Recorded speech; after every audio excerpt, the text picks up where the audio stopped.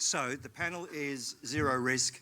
Is it achievable? Is it desirable? Short answer, no. Now we're going to get into a little bit more depth, and we're going to ask the panel to get up. But first, we've given Ken 5 minutes to lay this scene out, and then we'll bring Sally and Mark up here. So please give it up for Ken.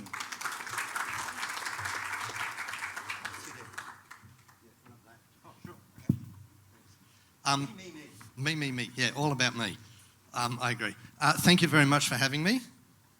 I'm just going to spend 5 minutes going through a little PowerPoint about risk and about where it sits to answer some questions. Thanks for answering the question. No, zero risk is unachievable. So going to quickly look at how is it acceptable or is it reckless? I'm going to look at winching because that's from my life and it's all about me, as you just said. What can we risk? And I also want to talk about safety culture because from where I come from, this is crucial. This is my life for however many years. Okay, so first of all, risk is, a lot of people see risk as adventure and fun, and within your own life, if I ask each of you out there, where do you stand on this scale? You're going to point to different parts. Most of you, I suspect, are going to be down here, but some of you might be up the top. Varies. So let's look at skateboarding. Most people will look at this and go, not much risk. Some people are going to say, I'm going to fall over and break my leg. Most people think it's all right. If I show you this, most of you are going to go, I guess, no, not for me. Maybe for my crazy teenage kid, but not for me. And the question is, what is safe? When is it safe? Well, you know, this guy, you know, I mean, this is kind of skateboarding. This is good for my business, but that's about all it's good for. I think just about everybody would say risky. So if we look at safety versus recklessness, depends where we come from, depends what we think about, depends where we're going. And in that last session before morning tea, there were lots of questions about where do you sit in that scale of idea. Lots of different things here. As far as driving, wearing a seatbelt. You all know you should be wearing a seatbelt. You all do wear a seatbelt whenever you hop in a car. If you're ever tempted not to wear a seatbelt, just think about that glass that you can see that guy's forehead doing. However, there are other times where we don't wear seatbelts. We all hop in buses all the time. Sometimes there are seatbelts, sometimes there's not. We hop in buses, we don't even think, where's the seatbelt? I'm not hopping off the bus. What could possibly go wrong there? Winching. In there, there's a rock and there's a bloke here who was up there, jumped down here, fell down, broke his leg. Here he is, wrapped up in the basket. Now he's going to have to come down. Now we're going to have to get him out of there. It's about a 4 to 5 to 6 hour carry out, or he can come down in the helicopter with me. And the question is, are you going to come in the helicopter or not? You can see the cable starting to come down. Is this risky? Is this something you want to do? Well, answer is unfortunately it's very risky. This is a real live video. This is something that went horribly wrong. It is really dangerous. It is just really bad news when it goes wrong. And that's what I've been doing for ages. Bloke on the left there, Mick Wilson, paramedic, good friend, his wife Kelly, I've known them for ages. He died on Christmas Eve 2011, trying to get home to his kids for Christmas the next morning, taking risks being in a winch. It is something that is part of my life. So what do we do to make winching safe? First of all, there is training, more training, and proof that we have done the training. There is lots of teamwork, lots of communication, and proof that we've been doing the communication within the team that's going there. All to say go, one to say no, and we mean it and we do it. We also look at outside. Is it needed? Are there alternatives? And the final go decision is by somebody not there. That's the crucial safety part. So what can we risk? All of these. In business, it's mostly the top one, but there's lots of other things we risk. I show this to a lot of kids talking about risk and say, what's risky here? A lot of kids talk about the risk of smoking that this teenage girl is doing. I give you the biggest risk for her is probably the alcohol, because it's probably got to do more with these relationships and reputation that she's actually going to have a problem with. And there's a physical health as well as mental health. That needs to be brought in. The risk of not doing needs to be brought in. Finally, 1 minute on safety culture. Safety culture is where we stand. It started in 2003. This is how we do business. The point about safety culture is it is all of these things. This is the way that we roll in medicine now. It involves all of these components. It involves actually being informed, being reporting, having all these things. And as well as all of that, the big thing about it is that it also is visible. That the whole culture is visible to the outside. There are external representatives on all our committees. We know who is on all our committees. That's what makes it safe. That's basically what I wanted to do to start with, just to raise a number of questions.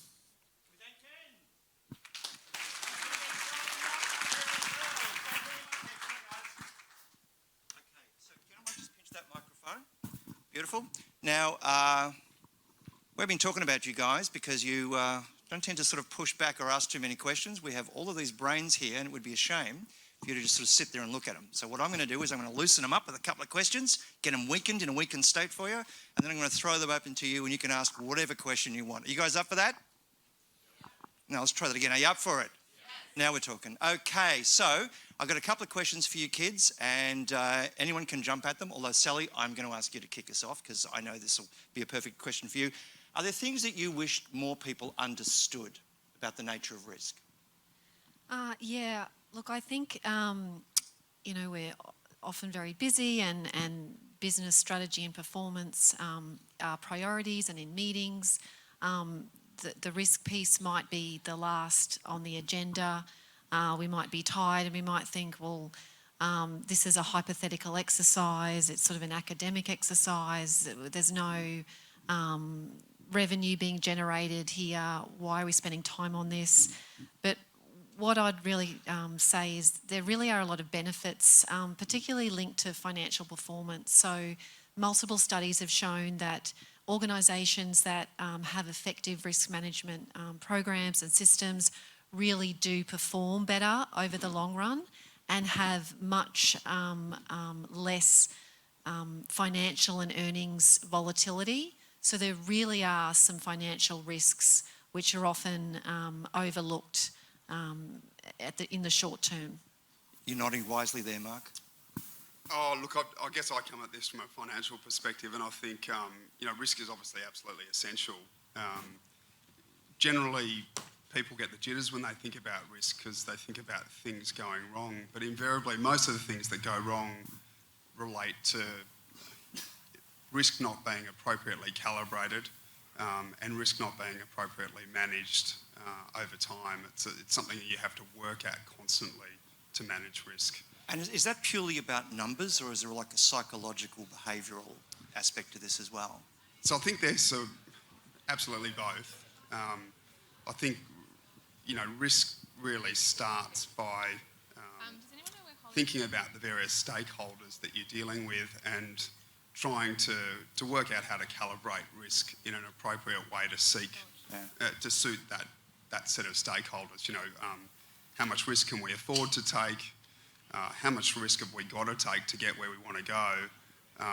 But also, I think the bit that's often overlooked is what's our innate level of comfort with risk, and there's a big spectrum. Ken alluded to before. Some people are naturally, we're just wired this way from birth. I think we're risk takers, or we're more risk averse, or actually most of us are somewhere in the middle.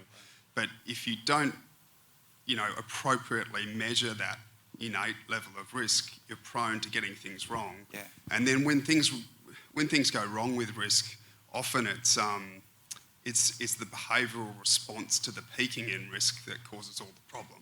Yeah. So it's actually learning to make it work for you as opposed to we can avoid it indefinitely. Absolutely. I mean, in the investment sphere, I think people overcomplicate it. Yeah. If you're investing in shares, if you're investing in property, if you're investing in infrastructure, actually, if you diversify broadly, all of those streams of investing generate great returns, and it all really comes back to the fact that capitalism works, and markets work, and in the long run, all of those markets deliver a long-term return of sort of 8 or 9%. So sort of nothing ventured, nothing gained. Well, you can cock it up by getting in and out of this stuff at the wrong time. So learning to manage behaviour is incredibly important. Now we've seen what Ken thinks risk is. So tell us from your perspective, because we have sort of the reputational end of it and the financial end. But now, do I jump out of a helicopter end of it? How do you look at this? I think there's two aspects I can come from. One is that jumping out yourself. Yep. First of all, you don't jump out of a helicopter unless you're more the adventurous side than the other side. You never go into that business. Right. Secondly, from a medical point of view and trying to make it more relevant to this audience, what we have seen is that the things that are really risky for us as senior doctors have been things we didn't think of that have jumped out. Black swans is what it's talked about and that is in understanding risk, they're the things that can really get you. I didn't see it coming. And it is the outside people who are there who will see it. If you're, as senior doctors, we're not going to see the black swans in medicine. And if you're someone heavily involved in your industry, you're not going to see the black swans. You need outside people to see those black swans. That's right. Neil Armstrong was once asked, what's the riskiest part of going to the moon? He said, anything we haven't thought of is the riskiest part of going to the moon. Yeah. So I'm just curious, as people who understand risk, have a really strong understanding of it, how do you communicate it to other people? Because sometimes you're taking a risk with your life to save my life, or you're taking a risk with my money to give me something back. You're looking at the risk that I'm taking with my reputation. How do you communicate it to just a everyday schmo like me? How do you help people to understand it? I'll start with that. That's what we do. As a senior doctor who mainly works in a hospital, I'm communicating, you've come to me, you need something. What are the risks to you in that? It has to be very individualised. It has to be individualised to where the person is. It also has to be individualised to what he's doing. You cannot just blanket it. It also needs to take time. Anybody who, the concept about you can explain it and communicate in one go just ain't going to happen. It needs to take time. So it needs to be in a way that they can understand, in a language they can understand, in a culture they can understand, and it takes time to do it. Someone explained to me once there's a difference between communication and narration. So communication is I sent out the brochure, we did the campaign, we had the website, boom, we've communicated. No, narration is you are talking people through this as you go, pretty much all the time. How does that work for you, Mark? So I think there's sort of this continuum. As I said, you've got to sort of find the Goldilocks level of risk that's going to suit all the stakeholders. And I've been trying to think of this through the eyes of the live export industry as well.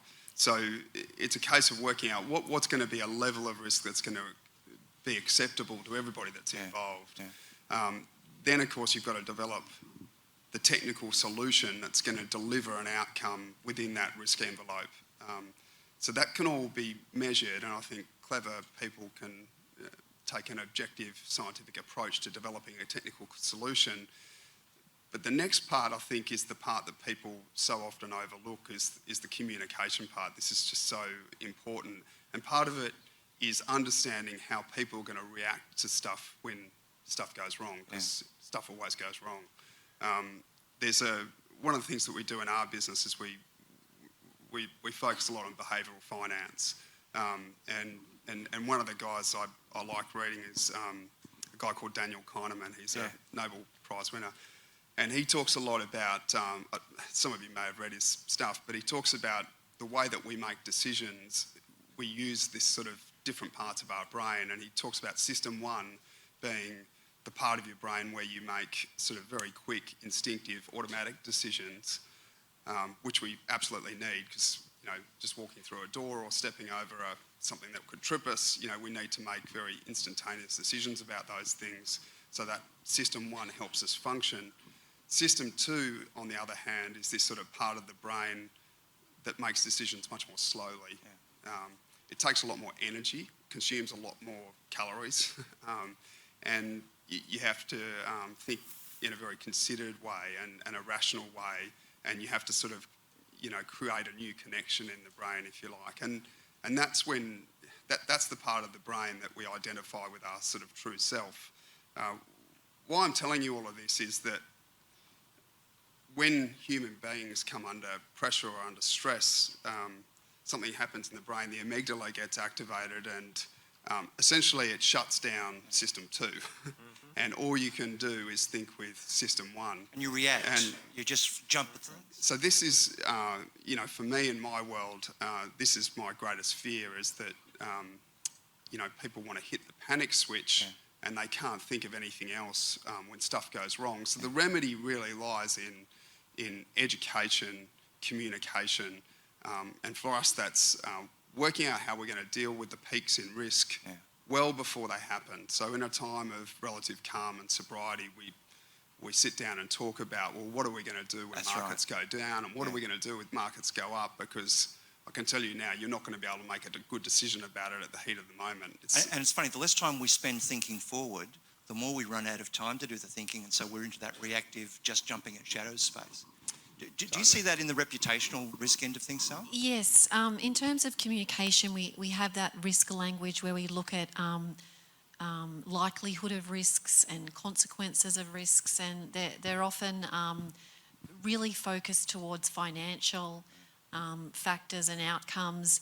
And what we've seen, the real gap in terms of reputational risks in that measurement of consequences and likelihood, is they've really been seen as quite a fluffy thing, and well, it's hard to put a figure on it, so we'll just put that to the side. But reputational risk, as we know in the live export industry, can be hugely damaging, and we see, there's studies every year in terms of and reports about the top risks facing Australian businesses.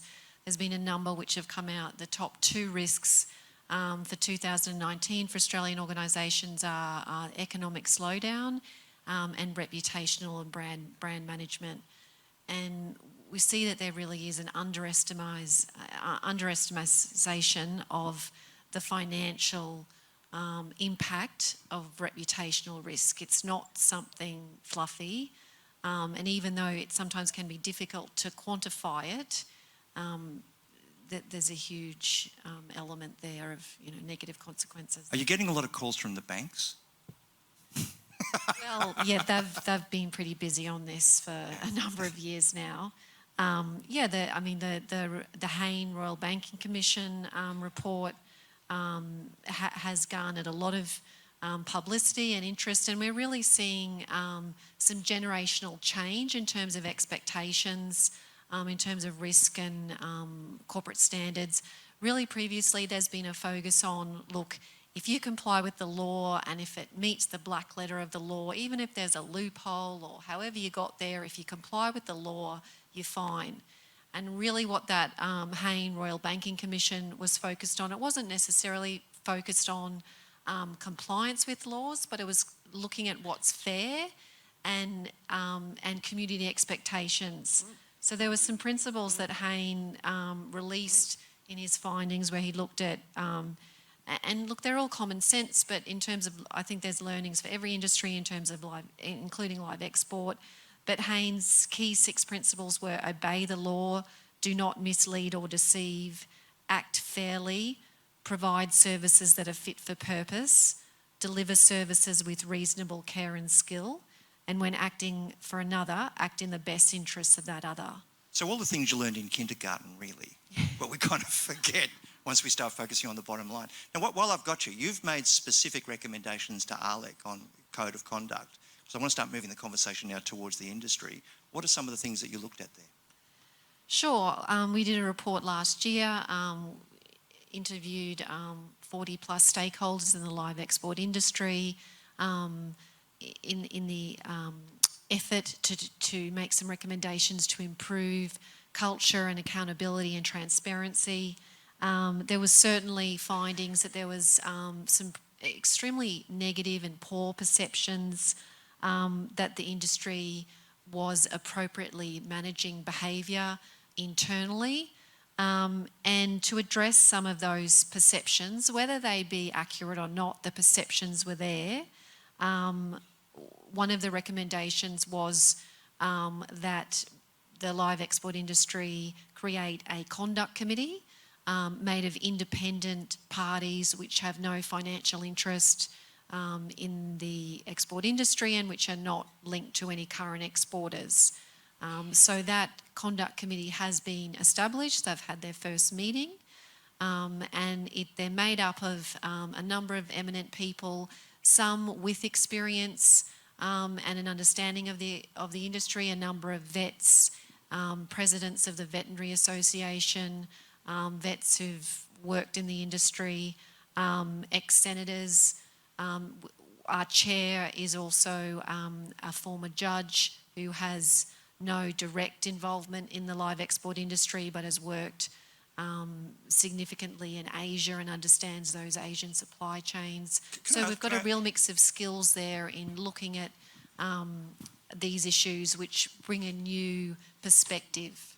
I think that something that Ken was saying during the break, that it's actually really important to get an outside perspective on this. Yeah, no, utterly agree. I said it during the bit about safety culture. It needs to be visible to everybody and to the community.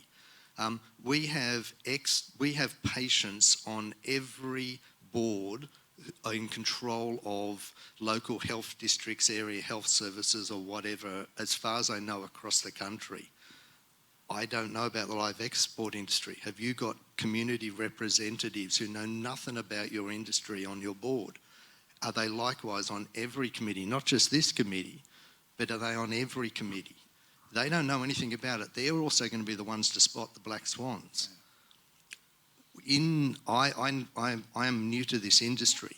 I have watched medicine change over 30 years. The first person who died because I made a mistake, I wasn't allowed to talk to the family. That's not what happened in 1985. It was hidden.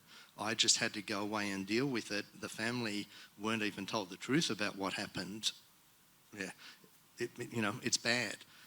There've been at least 3 people I know since who have died because I've made mistakes. That's part of being a senior doctor. That's what's going to happen.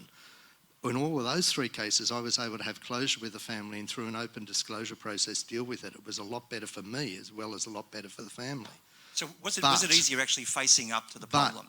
The problem is, it's taken our industry 30 years. Yeah. I don't think you guys have got 30 years. I think you need to get into this really quickly and really change. And what I have been hearing in the few hours I've been here is you are changing, but I really think you've got to get on with it and got to get this external, completely visible approach above everything else, directing what you're doing. And that will also help with innovation, because a lot of these people from outside can also help with the innovation of ideas you are doing. Right. Mark, do you have a take on that? Look, I guess again, I'm sort of coming at it from a business perspective, but I think, if there's something I've observed in my professional career, it's that business has moved from this place where, everything was about profit and it was about satisfying the customer. And really now there's a third stakeholder that's much, much more prominent, and it's, Sarah talked about the 3 Ps yesterday, but this sustainability movement, it's not going away. It's here to stay, and it's become a business imperative to cater to it. It's not something that you just do to feel good or to satisfy the green movement. It's you've got to do it to stay alive. And look, I guess the other way to think about that, and being somebody who runs a business as well, if you embrace it, it can be really, really great. It can feel good. I mean, one thing that I've learned is that,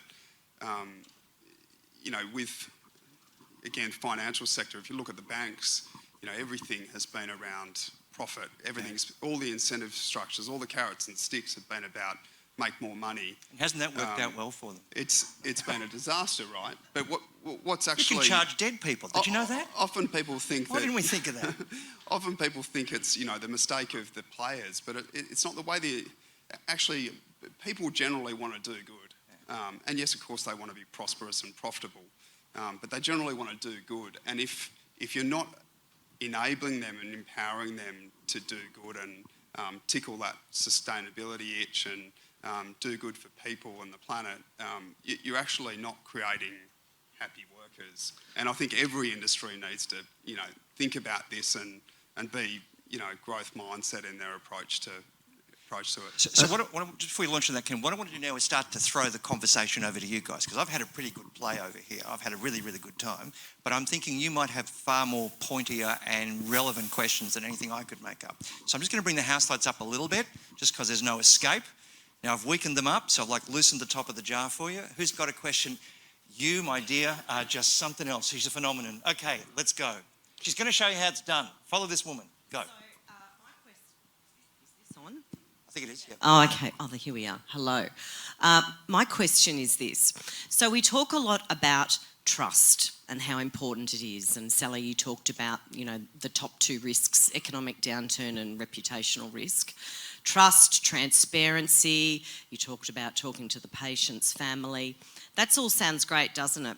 Except when you want to tell the truth and not the story, they can be two different things. Now, one of the famous and best ways to build trust is through vulnerability. Being vulnerable is really hard and it takes a lot of courage. I wonder, do you think Australian businesses or many enterprises can say, yeah, we're transparent, but really have the stomach to put it out there, lay it bare as the truth, to be vulnerable, to build trust, because vulnerability comes with risk. Okay, suck on that. Go. Suck on that. Okay, I'll leave the business experts to talk in a minute, because I can give the easy answer to this. Yes and no. Okay? If you want to keep on lying to yourself that you're not vulnerable, go ahead, but it's going to come and hit you. And the whole business about the rise within mental health, suicides, etc., has got to do with people hiding vulnerability. So in fact, we need to do this for ourselves so that we can continue to live. And you're absolutely kidding yourself if you think that you're not vulnerable yourself at a personal level. So we hide behind that at a personal level. And as a doctor, I have had to get over that. And it is not easy going up to a patient's family and going, sorry, but I did get it wrong. But it is something you need to do for yourself. Would that help organisations recover their reputation? They said, we did a bad thing. Yeah, certainly. And I think the public really connects with an authentic response. I think the focus has primarily in the past been on concerns around legal liability. And so, legal department might have shut down any sort of admission of truth, etc. But I think there can be a balance. It doesn't fool anybody, does it? It doesn't. I mean, I think, I've written a fair bit about what I call short-termism. And one of the things is the truth always wins in the end. And the reason why people try and spin away from the truth is for some sort of short-term gain. Invariably, it always comes back to that. But until you open up and let the sun shine in and be completely honest and truthful, I mean, that's sort of like the first prerequisite to getting this stuff right. Got a killer question over here. Let's hear it. Stephen Crisp from Sheep Producers. I think the way that organisations view risk is often centred in the fact that they have audit and risk committees, and that's where the only reference you get to risk, and the fact that it's a committee. I was wondering whether, because I've seen plenty of things, and not just in live export, where the theme has been, we don't talk about that. And if you talk to other organisations who are involved in the same topic, they go, no, for God's sake, don't talk about that. How's that working out? Yeah. And then we had a really good speaker at LIVEX a couple of years ago, and I wish I could remember his name, who said, you have to get out in front of this, you have to be transparent and everything else. That was Charlie Arnott. Very good, thank you. Yes. Is it better to have a strong leader who is willing to take risks, or do you have to involve every organisation and do it by committee, and by having numbers do you get the better risk outcome? Or is it better to have a strong leader who you can then say, well, it's his idea or her idea, and then they're the scapegoat? So, I'm honestly asking, is it better to do it that way? Say, yep, we're going to put you on for 2 years, go for your life, or Do you have to do it by groupthink? That's a good one. Worth waiting for. Go.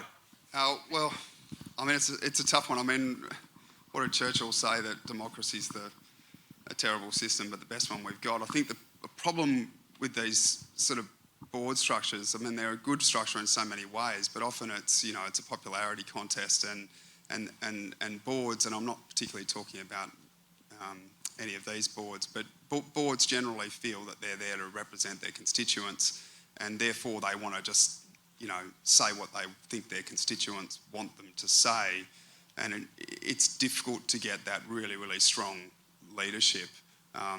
Maybe the lubricant to that is when you've got the grassroots saying that's really what we need. We need to make some tough decisions. We need someone to say it how it is and not just pander to, you know, what the people want to hear. That sort of what Jason was talking about in the earlier session about, you know, that's just the way it is here. Well, I guess to get proper change and make things better, you can't have that kind of leader. So, you know, for what it's worth, my thinking is you've got to go for someone that's going to go hard and change things. I'm not quite sure that's the right question, because an individual might be able to do some things, but the question is, where is the organisation, whatever it is, going there? So if you've got an individual who is risk-taking, great, that's good. But if you remember that, what you were saying before about that idea across there, he's likely to be an ideas person. He's not likely to be the person who can actually implement that greatly. You know, none of us can do everything. We've all got things we do well and things we didn't do well. If that individual is doing it, great. He will be more on the adventurous side of the risk scale than someone else. But it has to be owned by everybody there, what is actually happening. You can't kind of put an individual up and then go, okay, or your fault. That would never work, and it's not going to get anywhere. Do you want to take a swing at that one, Sally? Yeah, I think if there is a problem which is being identified, that the organisation has a committee structure and an overly bureaucratic structure in which they're reviewing issues but don't necessarily seem to be making decisions, that needs to be looked at. And we do see there can be quite a status quo bias in organisations where it just feels comfortable to not make a decision and just to sort of keep reviewing, keep getting documents, keep asking for more information until such time as the opportunity's passed and you're now then chasing your tail. So if the sort of root cause of the problem there is that there is this slowness and lack of ability to make decisions by the organisation, I think there's ways that the organisation can identify that and try and put some steps in place to improve that. It's like we think it's safer to do nothing. It's not. It's not. Sometimes it's the most dangerous thing you can do. We've got another question down here somewhere. I'm David Jarvie from Wellard. Look, I'd just like to tackle this issue from a different point of view. Most companies have risks, have acceptable risk to them, but we also have an imposed acceptable risk. Now, all our opponents obviously want zero risk, and determining what is an acceptable risk, and we've got the regulators in the room, and that's their challenge, to come to an agreed acceptable risk for industry so that they can actually regulate it. Now, I just wondered if you've got any suggestions on good mechanisms other than consultation to actually determine what is an acceptable risk. I mean, there's 500,000 cattle died in a flood in Queensland earlier this year. I mean, you know, do we try to mitigate that risk by maybe destocking all the cattle out of Queensland? Obviously not. But what the real challenge for our industry is to determine what is an acceptable risk. And we're doing this all the time with the regulator.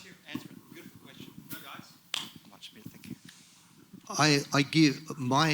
I know nothing about the industry. I know, however, the actual acceptable risk is going to be set by three things. It used to be set by people who were high up in that particular industry. And as a senior doctor, we used to say, this is okay. If you're too sick, we're not going to do this. This is all right. No, we're not going to do that. That doesn't work anymore. Acceptable risk is set by people who know what they're talking about, by the man in the pub test, and by social media. And that's the reality of life as it is now. And so a lot of what was talked about in that first session in terms of your industry sounds to me to be great in that you are getting involved in that. In terms of is there an acceptable risk, there always has to be an acceptable risk. And I think that's one of the big things I heard from the two ladies who were talking before about pointing out what is reasonable to the vast majority of the population who are actually going to listen. So 2 more questions to go. You want to make a quick swing at this one? Look, I just comment out as a sort of a distant outsider. I think, you know, there's a lot of focus on what is the technical right level of risk for the industry. And when I look at it, you know, from afar, just with a calm, sober, objective sort of approach, where the industry seems to have already got to looks pretty satisfactory. I think that the real challenge is that, you know, this sort of third stakeholder that the industry have, which is this community expectation piece, this sort of social licence piece, the window that the community gets is at this really small window when flashpoints take place. And, you know, as I was trying to allude to before, it's that someone sitting on the couch watching the TV and the amygdala gets activated. They go to system 1 decision making, and what happens is they draw ridiculous conclusions from a very small data set. It sort of feels like, you know, the way to remedy that is not going to be focusing on this sort of technical solution, getting, you know, the death rate on a ship down by some micro percentage. It's going to be helping people think about this at other times and think more rationally about it. A lot of the stuff I've actually been hearing today about, you know, communicating with industry, you know, with the community, talking about the good things of the industry. They want to know that the industry cares, the industry is trying hard, and if they really believe those things, they can forgive a lot of stuff. Yeah, I think it's a tricky one, David, and I think tying into those admittedly grey principles that Hayne espoused in terms of fair and reasonableness. Is it fair? Is it reasonable? When you look at those floods in Queensland in particular that you're referring to, you know, I think there was a lot of sympathy that it was a bit of a freak or a rare occurrence, and there was sympathy in terms of you know, the losses and the negative outcomes that occurred. If that was a regular occurrence and if that was, you know, weather patterns that were being experienced every year, then I think there wouldn't be that level of sympathy, and there would be, well, you have to have a much more robust system in place to deal with this. So I think in terms of having, you know, finding that right balance of, yeah, you don't want to move to an uncommercial place where you have to put extremely expensive mitigators in place to deal with every 1 in a million chance of something happening. You don't want to move to that, but if you are looking at some sort of potentially, if there's a higher likelihood of something happening, then I think it's not going to pass the pub test of, well, that's not fair that the industry hasn't put steps in place to counter that. I think it's the difference between saying, hey, that didn't happen, that's not true, and saying, no, that is true, but it's not typical. Do you know what I mean? That's the Catholic Church still hasn't figured out yet. No. If they got that right, they'd be fine. We've got another question down here somewhere. Yeah, Steve Millwald partly answered my question, but I've been involved in the trade for 40 years, and I think, quite honestly, put my hand on my heart and say that it's not ever performed as well as it's performing now. So I think the industry is really good at managing the risk associated with animals. I think we're still all dealing with commercial risk, and this is a risky industry in that context. So my question is, at a time when the industry is performing as well as it ever has, and arguably better than any other comparable industry in the world, how do you sell the message that we're not just managing risk, but we are actually absolutely caring for and delivering fantastic outcomes in a very difficult logistical operation that is challenging in every aspect? Very good question. First of all, the two ladies who spoke this morning, I don't remember, they're part of your answer. They're a huge part of your answer. The second, it has to, in terms of, you know, from within the industry, and, you know, thank you for being honest with what you said, what is going on. You also know everything. I know nothing about your industry. I learned a lot this morning. I learned a lot more this morning about what you're trying to do, because previously I've been someone watching that 2 minutes of news thinking, what are they doing? Yep. I do actually know a bit because I go to Darwin and have spoken with people, but only a little bit. So you need to, so in terms of selling it, it has to be culturally sold, which means you need to get people who are not white Anglo-Saxon males selling it. Secondly, and sorry, but you just can't. Second, yeah, but no. Yep. Secondly, you need to, and the second thing is, you need to be, as I've already said twice now, it needs to be visible as well. I would say, you know, if you can find some not crazy vegetarians to put on your board, you know, as a visible thing to kind of go, this is what we're doing, this is what, because that is it is amazing how that visibleness just changes what, oh yeah, okay, they're doing that, you know? It's not just a bunch of bankers who are making up the banking decision. It's not just a bunch of doctors who are making up the ethics committees, you know? So what does this white guy think? So, I mean, I have a huge amount of sympathy actually for the industry. I sort of feel you're right, you know, the risk assessment's been done. I think it's been pretty carefully managed. The technical solution's been put together. It's performing well. The really hard part is the next limb, which is just so important, which is that communicating with your stakeholders. And I think what makes it so intensely hard for you guys is that, you know, part of that stakeholder base only really cares when the news comes on and it's a flashpoint. And how do you get them to sort of engage in the time of calm when nothing's gone wrong? Because that's the time when they're actually going to be more objective and think about what you're actually doing really, really well.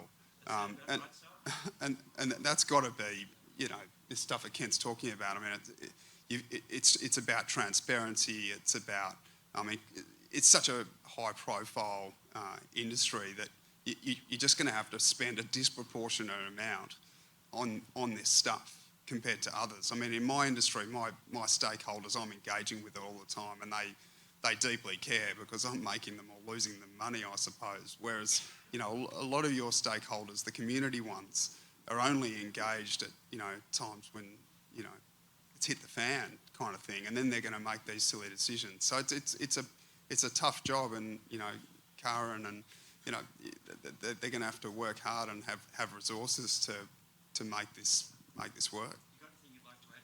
Yeah, I think need experts to help in this area. I mean, there's so much good work going on in the industry, but you know, we have to sort of acknowledge that it is a socially sensitive industry to some extent. It's not like branding lollipops or selling candy. There's more complexity to the industry, and that has to be managed. But that doesn't say that it can't be, and that those messages can't be, you know, better communicated.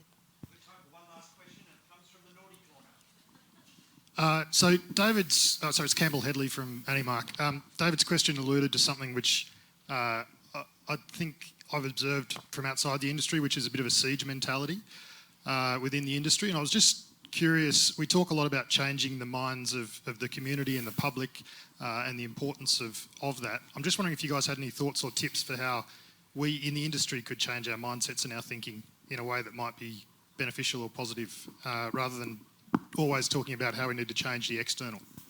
Right, quick last thoughts. I'll have a crack. Yeah, look, I've observed the same thing. I mean, it's really hard when you feel like you're under siege, and that promotes that, us versus them kind of thing, which actually makes everything much harder, and I think you have to deconstruct that a little bit to get everybody back into a calmer place, to take away that us versus them, and so that, create fertile ground for people to change their mindsets on things, to change the way that they approach solving this problem. I mean, the approach in the past might be the right one in the future, so something's kind of got to change. But yeah, I think the first thing is calming everybody down and, working out that you've got to go with the grain a little bit and not fight against it. I'm getting the wind up, so let's make these last two real fast. Well, I think that it should feel good to some extent that the industry really has weathered the storms to some extent and has got itself to quite a positive place. So some of that siege mentality doesn't necessarily need to be there, but certainly that awareness and keenness to keep moving forward and to keep uplifting needs to continue. And I think to be able to rely on robust processes within the industry, reasonable practices which you can use to defend actions of the industry where discretion's not being used but certain criteria are being met, the more those processes are in place and the industry can defend itself in that it has a reasonable and fair process, system of rules and regulations in which it conducts itself by and holds its members to account, I think can help promote the industry and sort of get away from that siege mentality. Any last thoughts? Different people are going to react in different ways, and just like there's that risk scale, so there's a different, and some of you are going to find it really hard getting over a siege mentality, and some of you are going to find it easier getting over a siege mentality. If you're finding it really hard getting over a siege mentality, can I suggest that you perhaps look at other people who are finding it easier to get over to lead for a little while and maybe take a back seat yourself. Look after yourself. If that's what you're finding yourself, your mental health probably isn't ideal. Whatever your job, maybe somebody else can do that for a little while. Are they talking sense? Can we give it up for Ken?